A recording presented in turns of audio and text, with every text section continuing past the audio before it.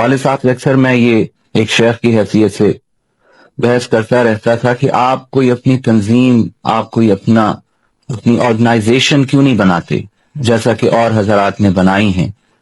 آپ کو اللہ تعالیٰ نے نام دیا ہے، آپ کو اللہ نے علم دیا ہے. تو وہ اکثر یہ بات مجھے فرماتے تھے کہ یار یہ تمہیں بات سمجھ میں آئے گی، اور یہ یاد رکھنا کہ محمد رسول اللہ نے کبھی کوئی آرگنائزیشن، کوئی تنظیمی شکل نہیں دی. انہوں نے اپنے شاگرد، اپنے اصحاب تیار کیے. یہاں تک کہ جب محمد رسول اللہ ہم میں نہیں رہے تو علمی طور پہ ان کی کمی محسوس نہیں ہوئی. اصحاب کے اوپر یہ سب سے بھاری وقت تھا، یہ ہر شخص جانتا ہے. اور ہر صحابی یہ فرماتے ہیں کہ مجھ پر سب سے گراں وقت جو گزرا ہے جب محمد الرسول اللہ ہم میں نہیں رہے اور ہمیں چھوڑ گئے، ان کا وصال ہو گیا. لیکن محمد الرسول اللہ نے شخصیتیں تیار کی تھیں، اور میں سمجھتا ہوں میرے شیخ نے، میرے والد نے بھی یہی کام کیا، جو کہ ان کے شیخ ابوبکر غزنوی رحمۃ اللہ علیہ نے ان کو سکھایا. اور میں اللہ سے دعا گو ہوں کہ اللہ تعالیٰ مجھے، میرے بھائیوں اور بہنوں کو اور تمام ابو کے شاگردوں کو یہ ہمت دے، توفیق دے کہ یہ مشن جو کہ صرف ابو کا مشن نہیں ہے، جو کہ محمد الرسول اللہ اور اصحاب الرسول کا مشن ہے، اس کو ہم آگے لے کر چلیں. اعوذ باللہ من الشیطان الرجیم.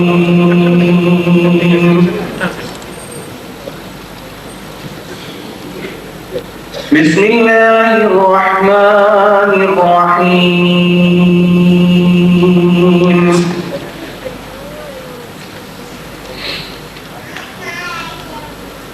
ولا تحسبن الذين قتلوا في سبيل الله أمواتا ولا تحسبن الذين قتلوا في سبيل الله أمواتا بل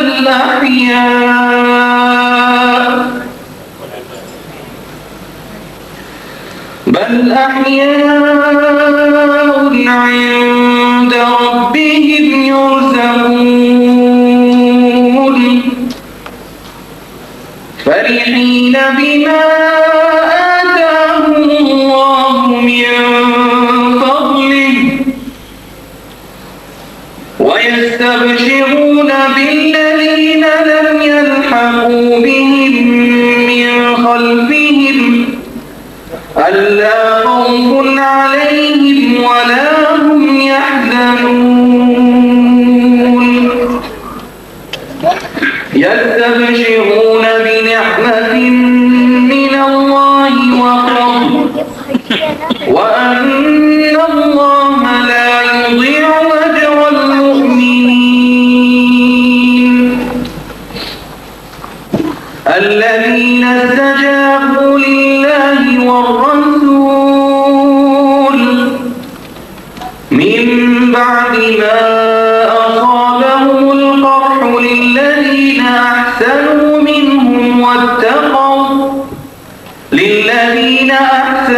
منهم واتقوا أجر عظيم.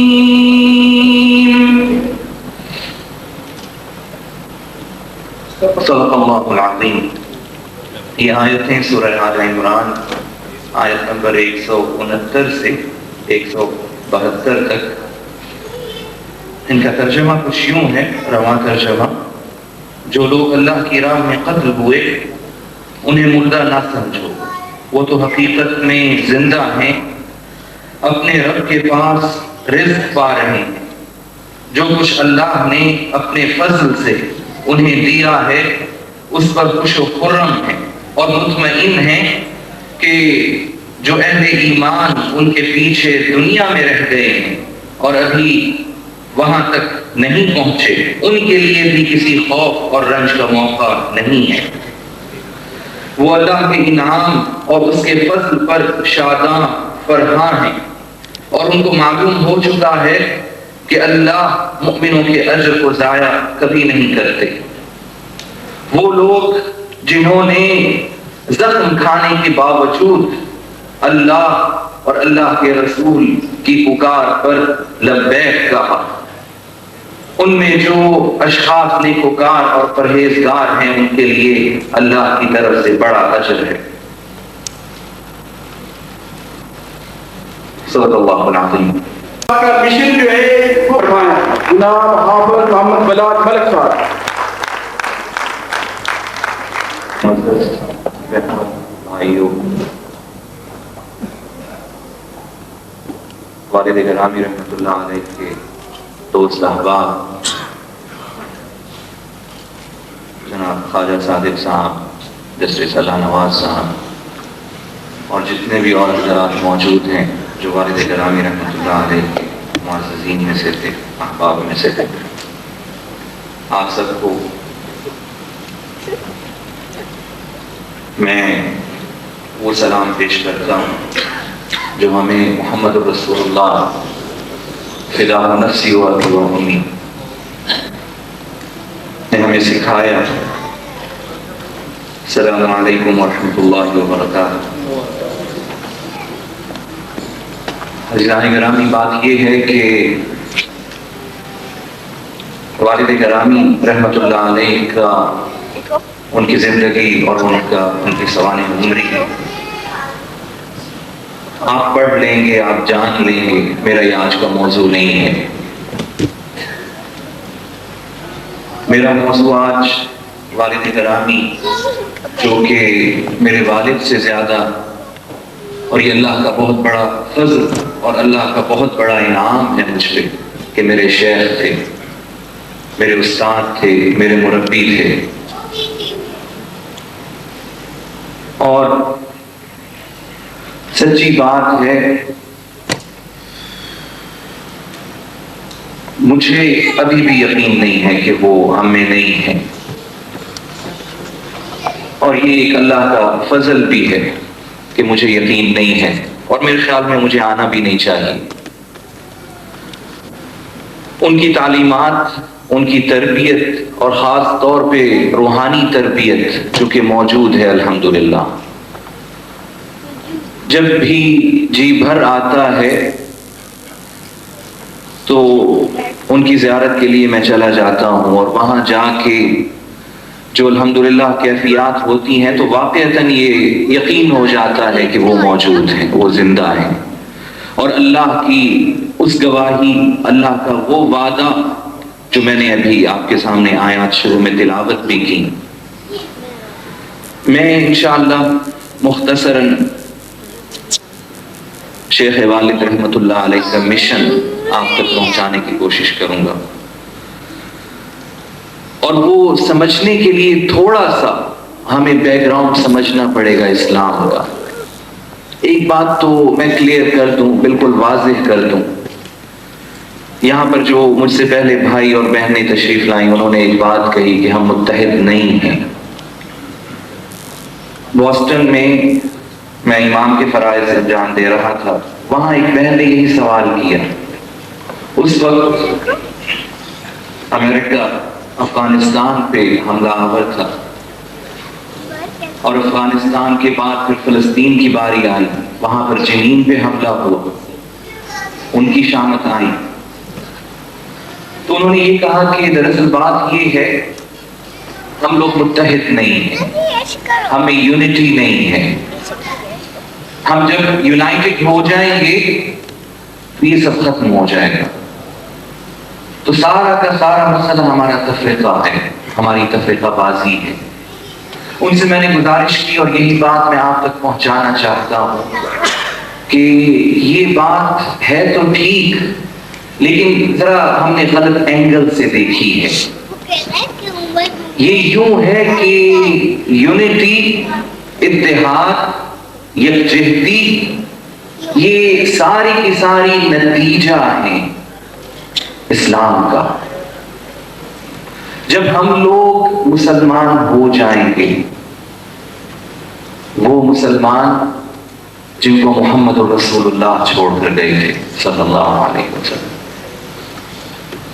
وہ اہل ایمان جن کو آپ صلی اللہ علیہ وسلم جن کے ہاتھوں جن کے دلوں میں دین تھما کر گئے تھے، جب ہم وہ بن جائیں گے تو ہم ایک ہو جائیں گے.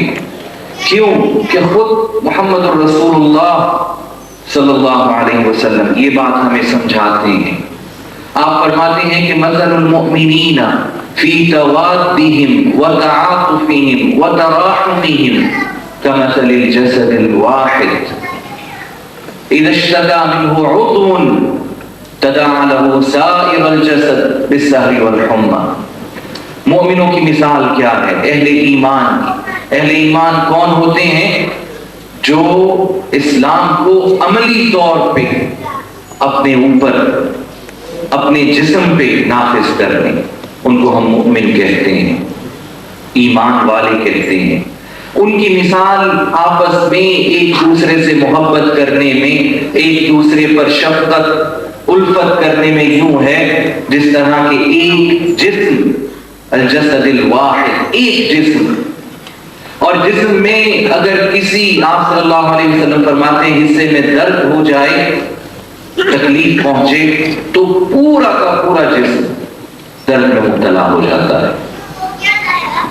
یا تو وہ جاگتا رہتا ہے، نیند نہیں آتی، صرف ایک حصے کو درد ہوا ہے، ایک انگلی کو درد ہو جاتا ہے، پورا کا پورا جسم سفر کرتا ہے. یہ آپ صلی اللہ علیہ وسلم ہمیں مثال دے رہے ہیں اہل ایمان کی، اور ہمیں سمجھا رہے ہیں کہ اہل ایمان کون ہوتے ہیں، کس طرح ہوتے ہیں. تو پہلی بات تو یہ ہماری یونٹی، ہمارا اتحاد، ہماری ایکتا، یکجہتی، یہ نتیجہ ہے اسلام کا.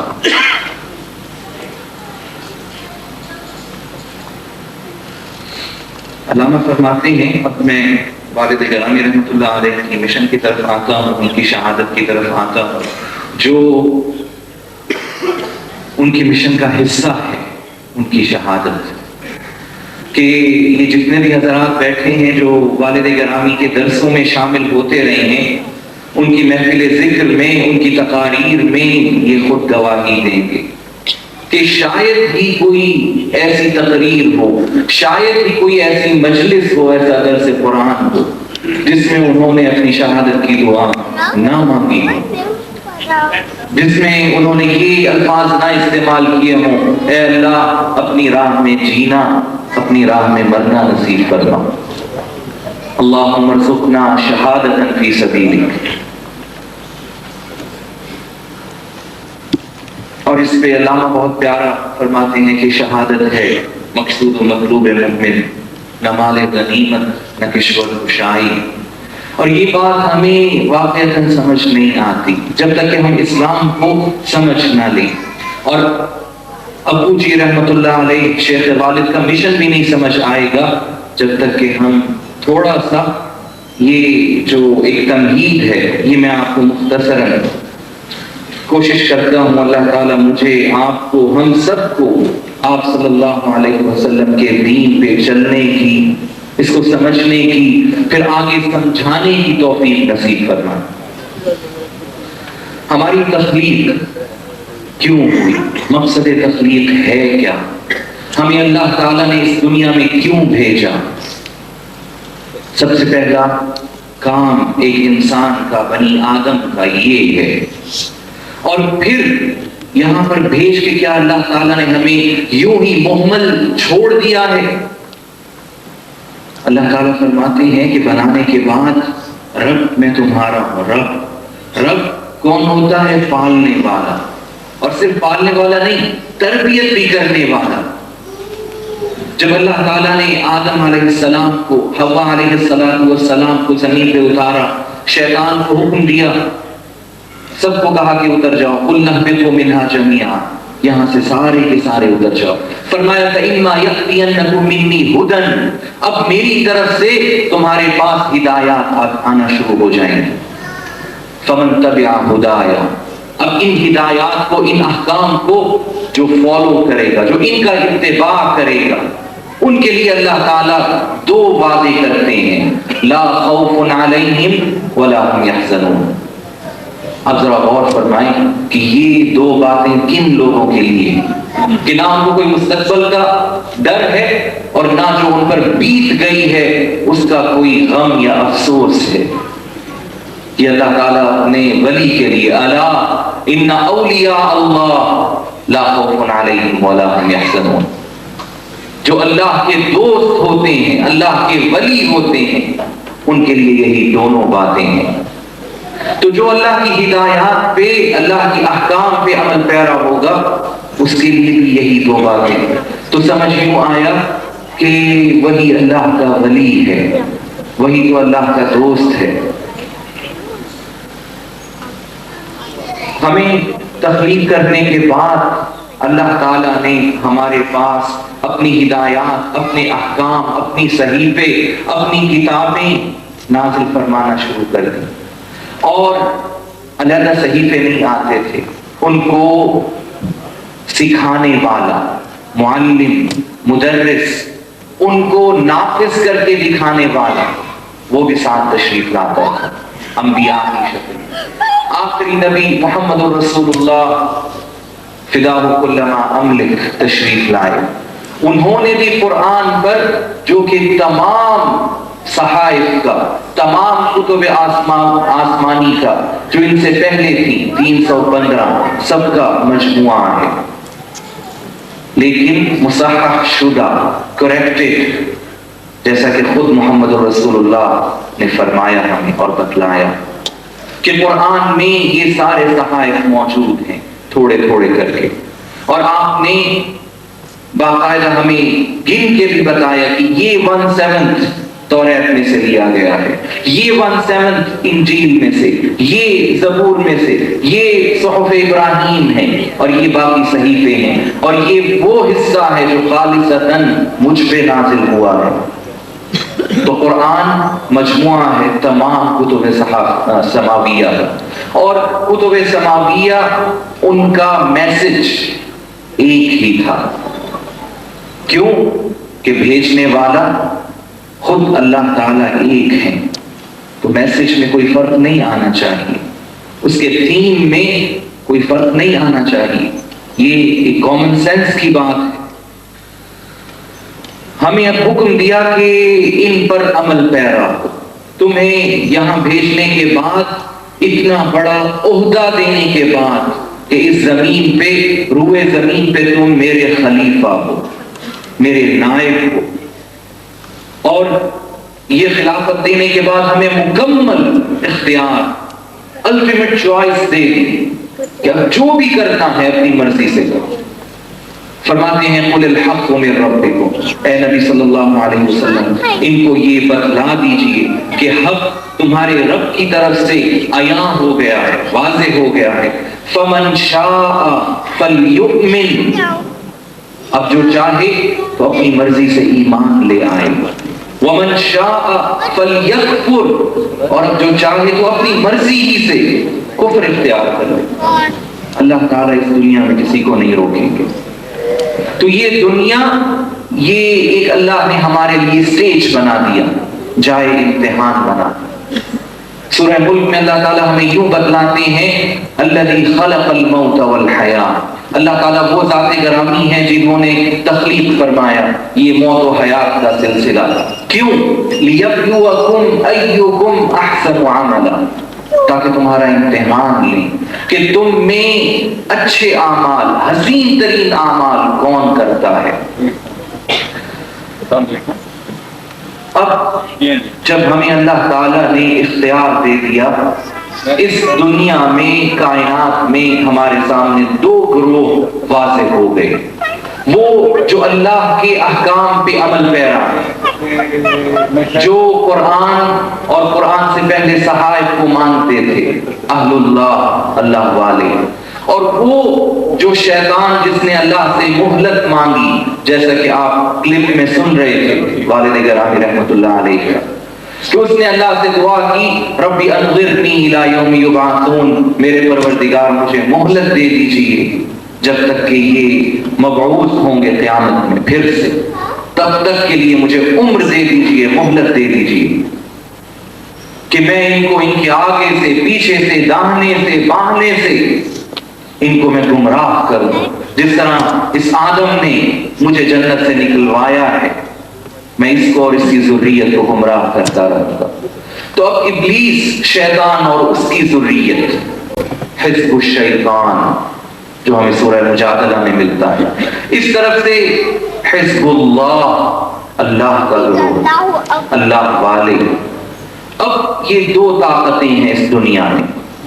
جو اللہ والے ہیں وہ اللہ کے لیے کچھ بھی کرنے کے لیے تیار ہیں، وہ دعائیں مانگتے ہیں کہ اے اللہ ہم نے آپ کو پہچان لیا اس دنیا میں، ہمیں پتہ چل گیا، آپ کی معرفت ہمیں نصیب ہو گئی۔ اب یہ جو جسد خاکی ہے، ہمارا دل تو آپ سے جڑ گیا ہے، روح مل گئی ہے، اب اس جسد خاکی کو بھی ملا دیں، اب اس جسم کو بھی قبول فرما لیں، اور یہی شہادت ہوتی ہے۔ اللہ تعالیٰ ان کو یہ قبولیت بخش دیتے ہیں، اور جب یہ قبولیت بخشتے ہیں تو اللہ تعالیٰ ایک بات کہتے ہیں کہ دیکھو ان کو مردہ نہیں کہنا، یہ مردہ نہیں ہے۔ اللہ تعالیٰ مردہ کس کو کہتے ہیں قرآن میں؟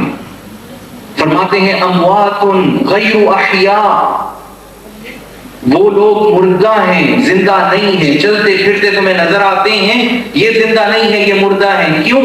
ما یشعرون ایان یبعثون، ان کو تو یہ بھی پتہ نہیں ہے کہ انہوں نے مر جانا ہے اور پھر سے اللہ کے سامنے پیش ہونا ہے۔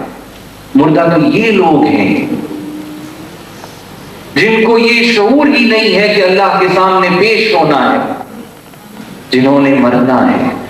ہم نے کیا کیا ہوا ہے کہ موت کو ایک بہت ہی بھیانک شے بنا دی ہے کہ پتہ نہیں موت کیا ہوگی۔ اہل ایمان کے لیے موت کیا ہے؟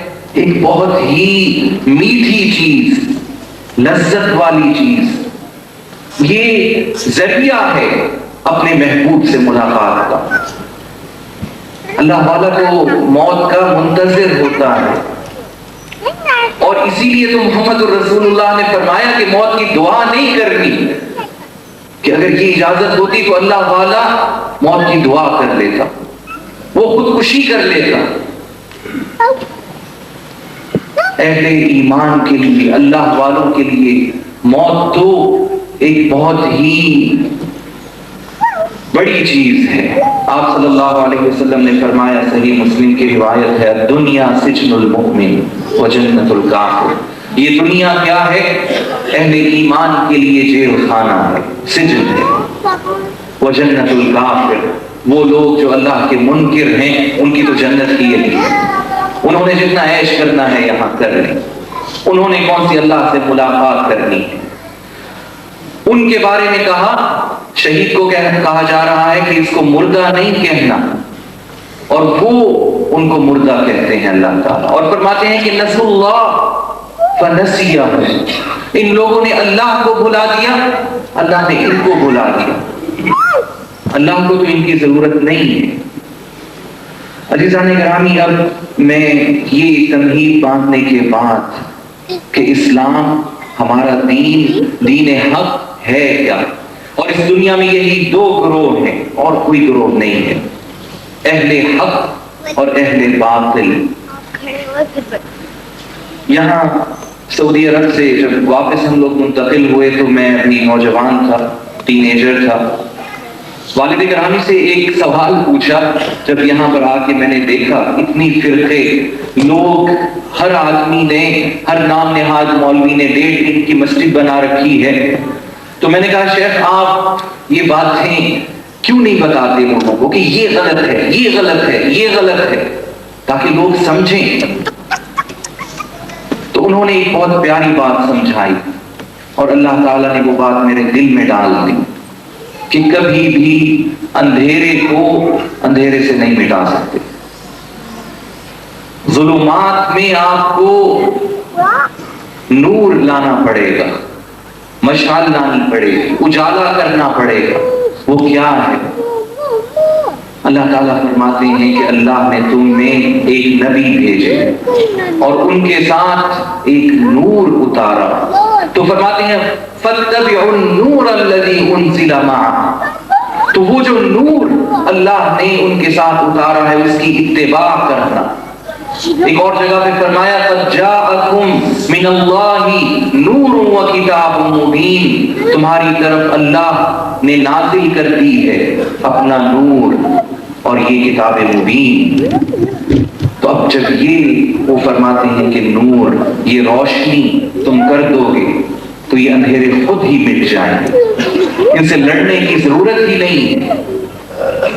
جب لوگ قرآن کی طرف، اللہ کے کلام کی طرف، ہدایات کی طرف آ جائیں گے تو اختلاف ہی نہیں رہے گا۔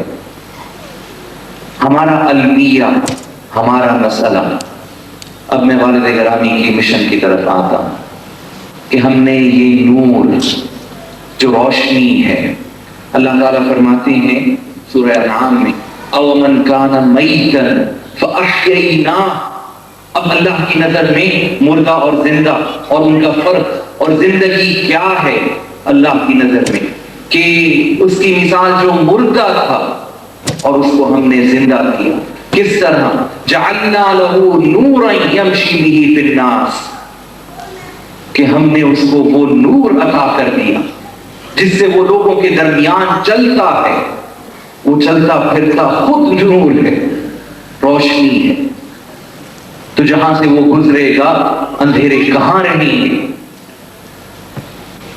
اور فرمایا کمن مثلہ فی الظلمات لیس بخارج منہا، کیا یہ شخص اس آدمی کی طرح ہو سکتا ہے یا اس کے برابر ہو سکتا ہے جو اندھیروں میں ہو اور اندھیروں سے نہ نکلنا چاہے۔ اب ذرا غور فرمائیں، محمد رسول اللہ فداہ ابی و امی جب تشریف لاتے ہیں اس دور کو ہم کیا کہتے ہیں، اس عہد کو ہم کیا کہتے ہیں؟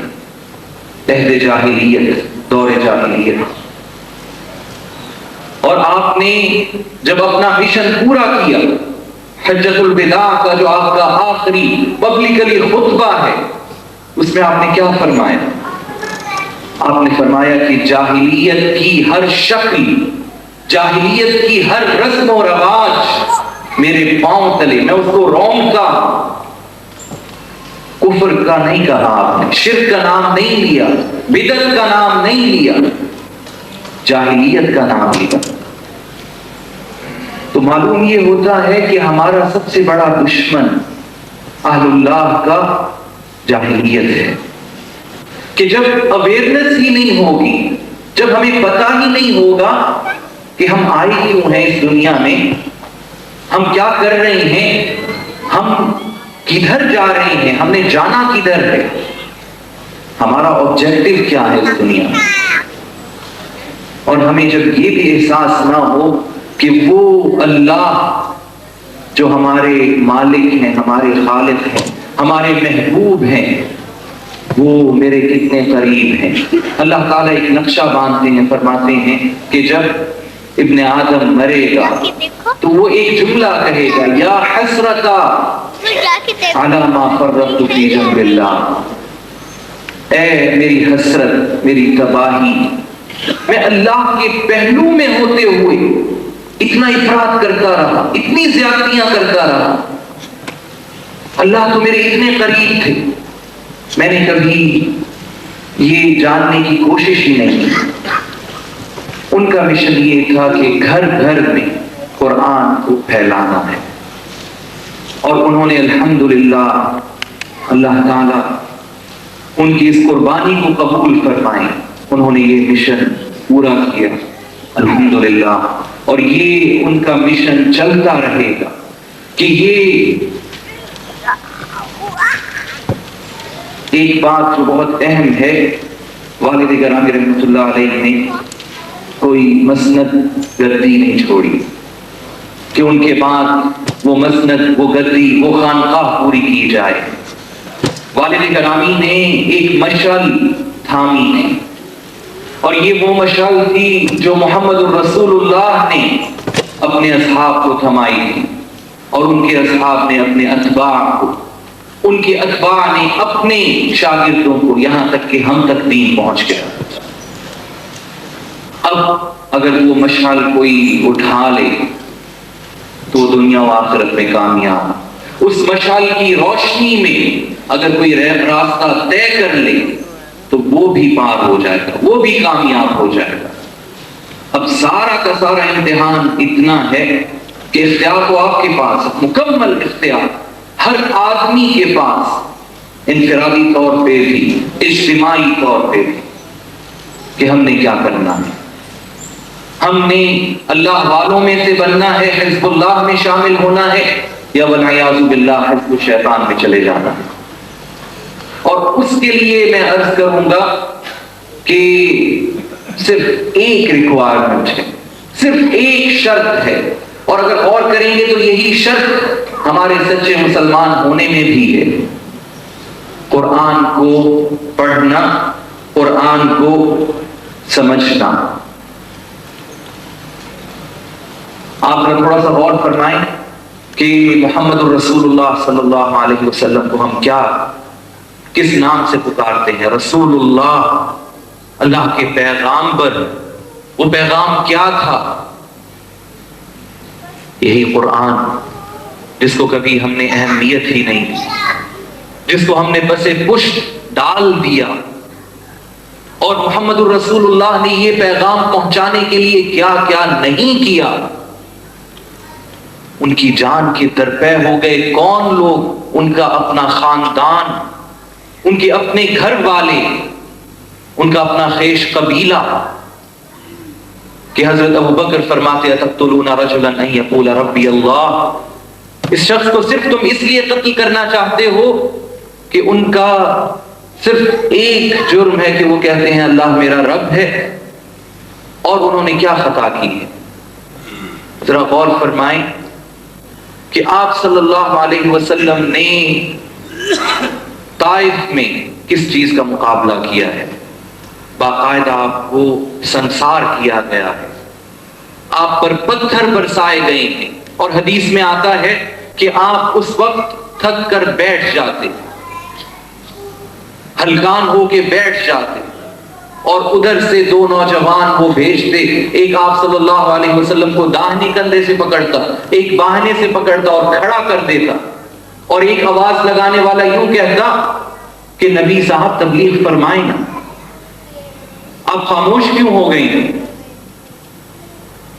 یہ تھوڑی سی صرف ایک جھلک میں آپ کو بتلا رہا ہوں کہ محمد الرسول اللہ نے کیا تکالیف اٹھائی، کیوں؟ یہ پیغام پہنچانے کے لیے، یہ قرآن پہنچانے کے لیے، جس کو کبھی ہم نے توجہ ہی نہیں دی، جس کو کبھی ہم نے اہمیت ہی نہیں دی، اور یہی اسلام اور مسلمان ہونے کی شرط ہے، ریکوائرمنٹ ہے۔ میرے پاس پرچیوں پہ پرچیاں آ رہی ہیں، میں مختصر کرتا ہوں۔ ایک تو والد گرامی کا مشن یہی ہے کہ قرآن کو سمجھیں، ہمارا مسلمان ہونے کی شرط صرف یہی ہے، ایک ریکوائرمنٹ ہے، اور یہ قرآن ہمیں بار بار بتلاتا ہے، فَاعْلَمْ أَنَّهُ لَا إِلَهَ إِلَّا اللَّهُ، لا الہ الا اللہ کہنا ہے تو پہلے اس کا علم حاصل کرو، کہ علم کے بغیر ہمیں شعور، احساس، اویئرنس آتی ہی نہیں ہے۔ دوسرا ان کا مشن یہ تھا کہ ایسے حفاظ کرام، ایسے ائمہ، ان کو اکٹھا کیا جائے اور ان کو قرآن سمجھایا جائے، کہ آپ تمام احادیث کھول کر پڑھ لیں، قرآنی آیات پڑھ لیں، آپ کو کہیں حکم نہیں ملے گا کہ قرآن کو حفظ کرو، اس کے فضائل اپنی جگہ پہ، کہیں اللہ نے حکم نہیں دیا کہ اس کو حفظ کرنا ہے، ازبر کرنا ہے۔ اس کو سمجھنے کے لیے، اس پہ عمل کرنے کے لیے 20 آیات، سینکڑوں احادیث ہمیں ملتی ہیں۔ اور تیسرا ان کا مشن تھا کہ یہ تعلیم، یہ جو دینی تعلیم ہے، کہ ہم یا تو پروڈیوس کر رہے ہیں صرف مولوی حضرات، عالم دین، یا دوسری طرف سے دنیا دار لوگ ہیں۔ اب علماء دین دنیا کے مسائل کو نہیں جانتے، اور دنیا دار لوگ دین سے بے بہرا، وہ چاہتے تھے کہ تعلیم اکٹھی ہو جائے، جس طرح محمد الرسول اللہ نے دین اور دنیا کو اکٹھا لیا اور اکٹھا لے کے چلے، جس طرح ہمیں اللہ نے سکھایا ربنا آتنا فی الدنیا حسنہ وفی الآخرۃ حسنہ وقنا عذاب النار۔ میں دعا کروں کہ اللہ تعالی ہم سب کو یہ جو ذمہ داری ہے، یہ جو مشن ہے، اس کو سب سے پہلے اپنے اوپر نافذ کرنے کی، سمجھنے کی توفیق نصیب فرمائے۔ ہمیں اللہ تعالیٰ اپنے گھر کو دین کا گہوارہ بنانے کی توفیق نصیب فرمائے کہ اس کے بغیر آپ کوئی انقلاب لے آئیں، تحریک لے آئیں، کوئی جماعت بنا لیں، بات نہیں بنے۔ سب سے پہلے اپنے گھر کو آپ نے دین کا گہوارہ بنانا ہے، اسلام کا گہوارہ بنانا ہے۔ الحمدللہ کہ یہ مشن، اس کا تھوڑا سا حصہ میں نے اللہ کے فضل سے شروع کیا ہے۔ والد گرامی کا کوئی بھی درس ان کی شہادت کے بعد مس نہیں ہونے دیا۔ یہ الحمدللہ ہم ہر اتوار کو پرنس ہال میں پھر اس کو روڈ پہ کرتے ہیں، صبح 8 بجے سے 10 بجے تک، اور ہر جمعے کو 6 بجے سے لے کے 8 بجے تک یہ ڈیفنس میں ہوتا ہے۔ وہاں پر ایک اور سینٹر بنایا ہوا ہے والد گرامی رحمۃ اللہ علیہ کے نام پر، اس کا ایڈریس ہے G153۔ آپ سب سے میں صرف اتنی گزارش کروں گا کہ دین کو سمجھیں، اور یہی ہمارا مشن ہے۔ تو ہم زندہ ہیں ورنہ ہم مردہ ہیں۔ ان قلت حقا وصوابا فمن الله تعالى وان اخطأت فمن نفسي ومن الشيطان اقول قولي هذا واستغفر الله لي ولكم۔ السلام علیکم۔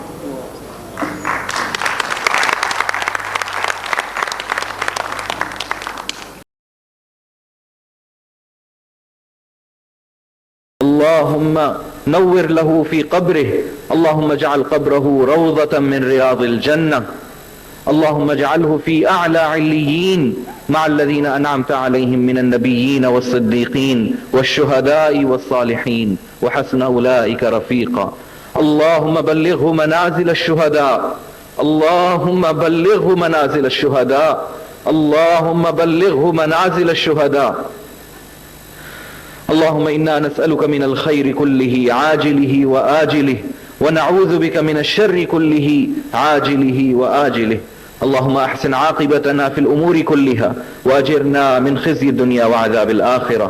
اللهم نور له في قبره، اللهم طهر ذنوبه، اللهم اغسله بالماء والثلج والبرد، اللهم نقه من الذنوب والخطايا كما تنقي الثوب الأبيض من الدنس۔ اللهم ارحمنا إذا صرنا إلى ما صار إليه، اللهم ارحمنا إذا صرنا إلى ما صار إليه، اللهم ارحمنا إذا صرنا إلى ما صار إليه، اللهم ارزقنا الشهادة في سبيلك۔ اے اللہ، جس طرح آپ نے والد گرامی رحمت اللہ علیہ کو شہادت نصیب فرمائی، اس طرح اے اللہ جو آپ سے صدق دل سے شہادت مانگتے ہیں، اے اللہ ہم لوگوں کو شہادت نصیب فرما دے۔ اپنے راستے میں، اپنی دین میں اے اللہ اپنی محبت میں ہمیں قبول فرما لے۔ اے اللہ ہماری جانوں کو، ہمارے مالوں کو، ہمارے وقتوں کو اے اللہ قبول فرما دے۔ ربنا تقبل منا انك انت السميع العليم وتب علينا انك انت التواب الرحيم، وصلى الله وسلم على خير خلقه محمد وعلى آله واصحابه اجمعين، آمين برحمتك يا ارحم الراحمين۔